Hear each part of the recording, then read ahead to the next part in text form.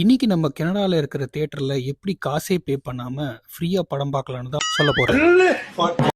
நான் கேஷுவலா வாக்கிங் போலான்னு வீட்ல இருந்து கிளம்புனேன். எங்க வீட்ல இருந்து பக்கத்துல இருக்கிற மாலுக்குள்ள கிராசரி தியேட்டர்லாம் இருக்கிறத நீங்களே பார்க்கலாம். சரி, தியேட்டர்ல என்ன மூவி ஓடுதுன்னு பார்க்கலான்னு 3rd ஃப்ளோருக்கு போனேன். நம்ப மாட்டேன், இந்த எஸ்கலேட்டர் நார்த் அமெரிக்காலே இருக்கிற பெரிய எஸ்கலேட்டர். பிராங்க் பண்ண கேமரா பாருங்க.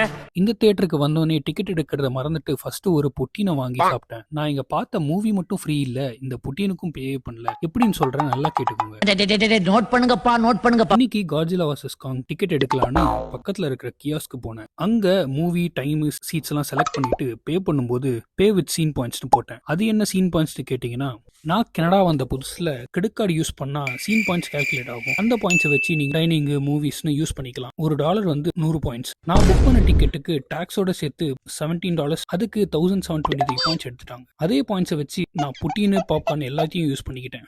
நீங்க கிரெடிட் கார்டு யூஸ் பண்ணா either seen points or cashback ஆகும் ரிவார்ட்ஸை வாங்கி. இந்த இன்ஃபர்மேஷன் புதுசா இருந்துச்சுன்னா இந்த சேனலுக்கு சப்ஸ்கிரைப் பண்ணுங்க.